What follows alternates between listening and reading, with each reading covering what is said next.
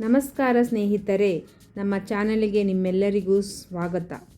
ಇಂದಿನ ವಿಡಿಯೋದಲ್ಲಿ ಎಲ್ಲರಿಗೂ ಸ್ಫೂರ್ತಿ ನೀಡುವ ಒಂದು ಅಪರೂಪದ ಘಟನೆ ಬಗ್ಗೆ ತಿಳಿಯೋಣ.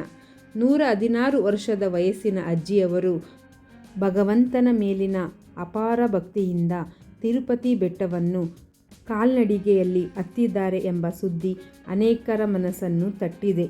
ಸಾಮಾನ್ಯವಾಗಿ ಯುವಕರಿಗೂ ತಿರುಮಲದ ಮೆಟ್ಟಿಲುಗಳನ್ನು ಹತ್ತುವುದು ಸುಲಭವಲ್ಲ.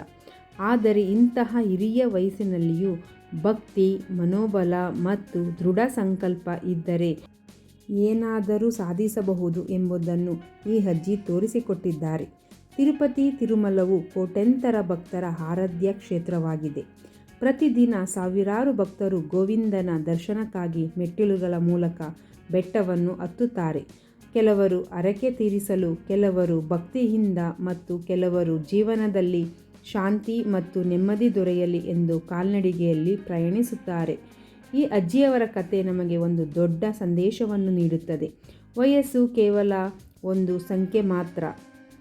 ಮನಸ್ಸಿನಲ್ಲಿ ನಂಬಿಕೆ ಮತ್ತು ಭಕ್ತಿ ಇದ್ದರೆ ಯಾವುದೇ ಸವಾಲನ್ನು ಎದುರಿಸಬಹುದು. ಈ ಘಟನೆ ನಮಗೆ ನಮ್ಮ ಹಿರಿಯರನ್ನು ಗೌರವಿಸುವುದನ್ನು ನೆನಪಿಸುತ್ತದೆ. ಅವರ ಅನುಭವ, ಅವರ ನಂಬಿಕೆ ಮತ್ತು ಅವರ ಜೀವನ ಪಾಠಗಳು ನಮ್ಮೆಲ್ಲರಿಗೂ ದಾರಿದೀಪವಾಗಿದೆ. ತಿರುಮಲದ ಮೆಟ್ಟಿಲುಗಳಲ್ಲಿನ ಪ್ರತಿಯೊಂದು ಹೆಜ್ಜೆಯೂ ಭಕ್ತಿಯ ಸಂಕೇತವಾಗಿದೆ.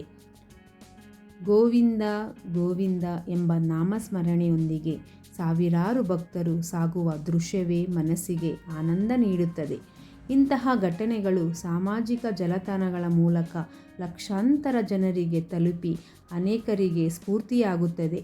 ಆದರೆ ಯಾವುದೇ ಸುದ್ದಿ ಅಥವಾ ವಿಡಿಯೋವನ್ನು ಹಂಚಿಕೊಳ್ಳುವ ಮೊದಲು ಅದರ ನಿಜಾಸತ್ಯತೆಯನ್ನು ಪರಿಶೀಲಿಸುವುದು ಕೂಡ ಮುಖ್ಯ.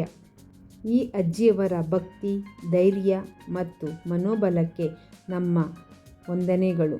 ಅವರಂತಹ ಭಕ್ತರ ಜೀವನ ನಮಗೆ ಸಕಾರಾತ್ಮಕವಾಗಿ ಬದುಕಲು ಪ್ರೇರಣೆ ನೀಡುತ್ತದೆ. ನಿಮಗೆ ಈ ವಿಡಿಯೋ ಇಷ್ಟವಾದರೆ ಲೈಕ್ ಮಾಡಿ, ನಿಮ್ಮ ಸ್ನೇಹಿತರೊಂದಿಗೆ ಹಂಚಿಕೊಳ್ಳಿ ಮತ್ತು ಇಂತಹ ಭಕ್ತಿ ಹಾಗೂ ಪ್ರೇರಣಾದಾಯಕ ವಿಡಿಯೋಗಳಿಗೆ ನಮ್ಮ ಚಾನಲನ್ನು ಸಬ್ಸ್ಕ್ರೈಬ್ ಮಾಡಿಕೊಳ್ಳಿ. ಧನ್ಯವಾದಗಳು. ಶ್ರೀನಿವಾಸ ಗೋವಿಂದ, ವೆಂಕಟರಮಣ ಗೋವಿಂದ ಗೋವಿಂದ ಗೋವಿಂದ, ಶ್ರೀನಿವಾಸ ಗೋವಿಂದ.